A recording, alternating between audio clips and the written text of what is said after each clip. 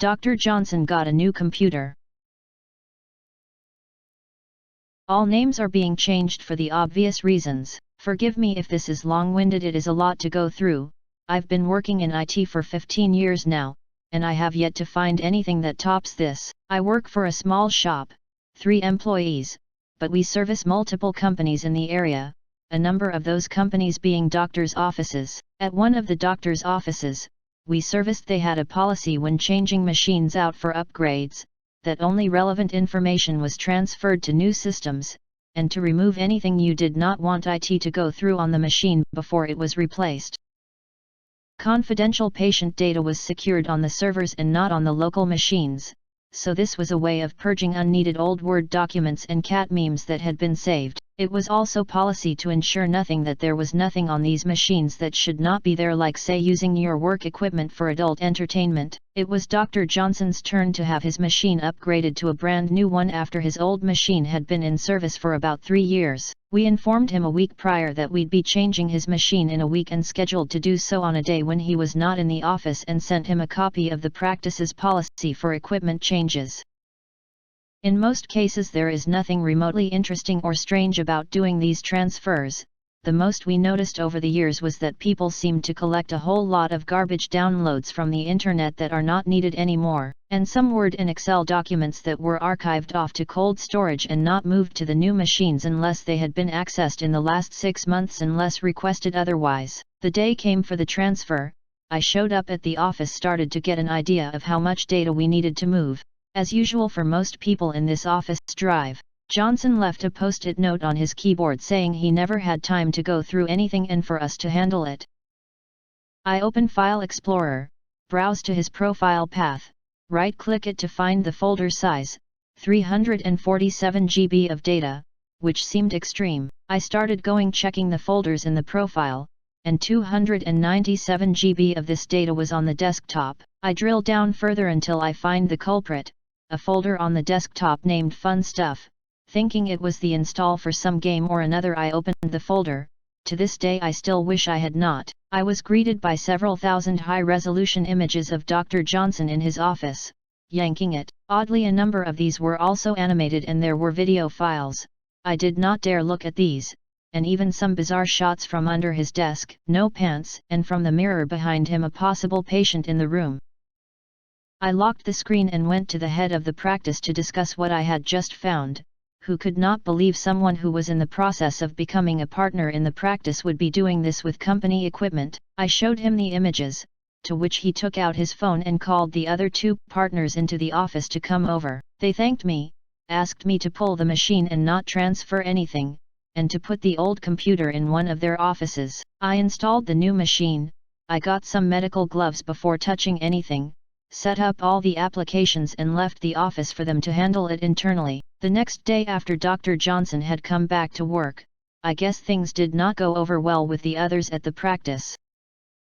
He called our office, demanded he talk to me, and started to yell at me over the phone about what an invasion of his privacy I had committed, that he planned to sue me personally over it, that I had cost him his chance at becoming a partner at the practice, his position in the practice, and apparently his wife, because she was good friends with the wife of the head of the office, and I guess gossip happened. When he was done yelling, I asked him calmly if he had anything else to say. I reminded him our office records all calls in and out, then asked him 3 questions.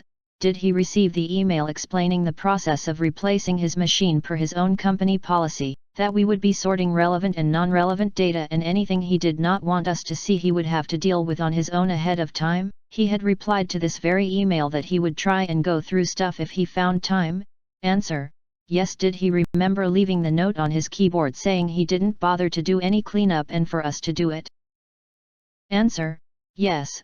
Which did he think would go over better, him shutting up, dealing with the problems he created himself by being a disturbing person to be a doctor, or trying to sue me personally for following his practice's policy, and having all the details made public? After I asked this question, he hung up the phone. All the other doctors in the office started to refer to him as Dr. Spanky or Dr. Feelgood. Last I heard, they turned him into the state medical board and he lost his license to practice medicine, was divorced and was under a criminal investigation within a few months of this happening.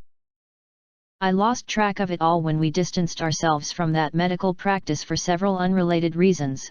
Mostly they love to order things and then try to take as long as possible to pay for them. Edit for clarification, yes, it was confirmed he was yanking it under his desk with a camera set up underneath pointed at him and a mirror in frame off to the side to capture the view of unconsenting female patients in various stages of undress. This is why the loss of medical license and criminal charges.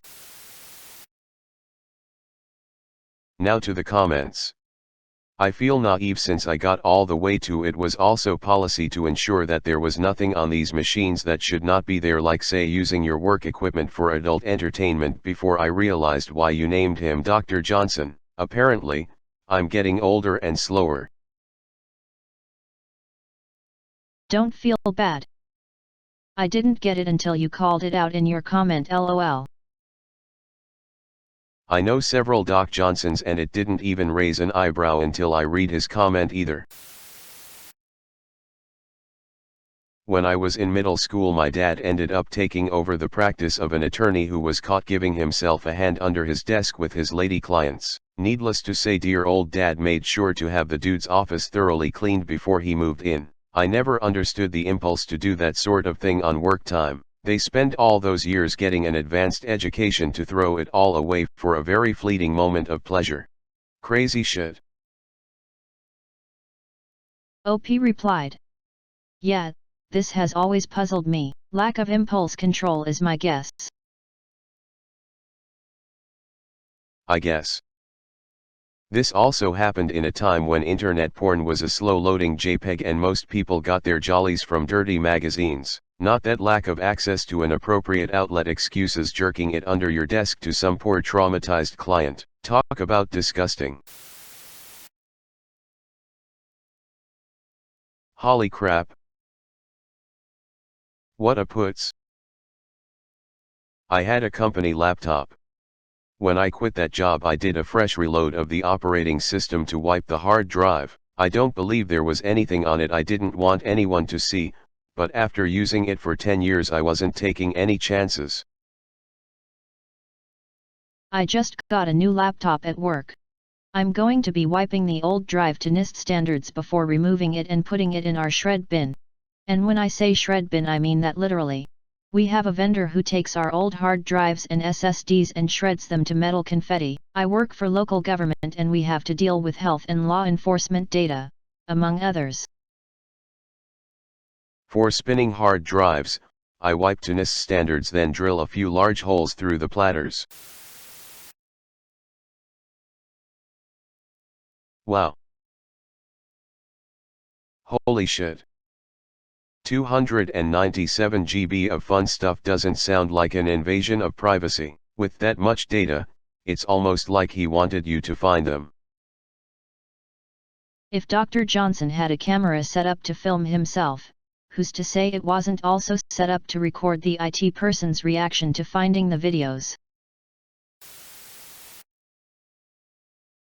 You handled Dr. J's phone call very adeptly. Well done, all around. OP replied. Thank you, had some practice over the years. Sounds like you have other post material in there. Holy crap. I replaced hard drives for professors and library staff in college, but the most I ever found was music collections, thankfully. OP replied.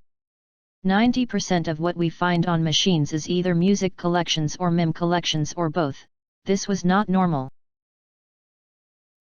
One of my clients, a retired lawyer, and gay, has dozens of bookmarks for OnlyFans subscriptions. Over 100 bookmarks to porn sites.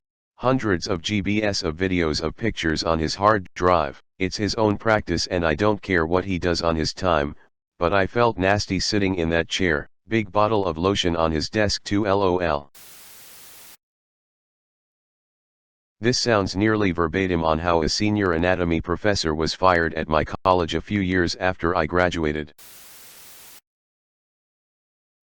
You didn't confirm this specifically, but 200 GB of dick pics and videos.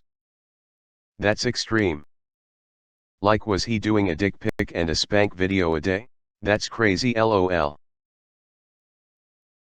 Nat, it was all just in 4K. I honestly don't know how IT holds it together. I worked for an insurance company of about 5,000 employees and IT never flinched. I had the treat of hearing my boss rub it out on the other side of my cube one day with porn. He then had IT come review his history and asked to have everything erased. I think they made the smart choice and simply replaced his entire setup. Bravery. I don't know how they dealt with the security after that, but I no longer received gross emails from him after that unfortunate event. Susie and I thank you from the bottom of my heart. It doesn't take long to have seen everything when you're in IT, you get desensitized pretty quick.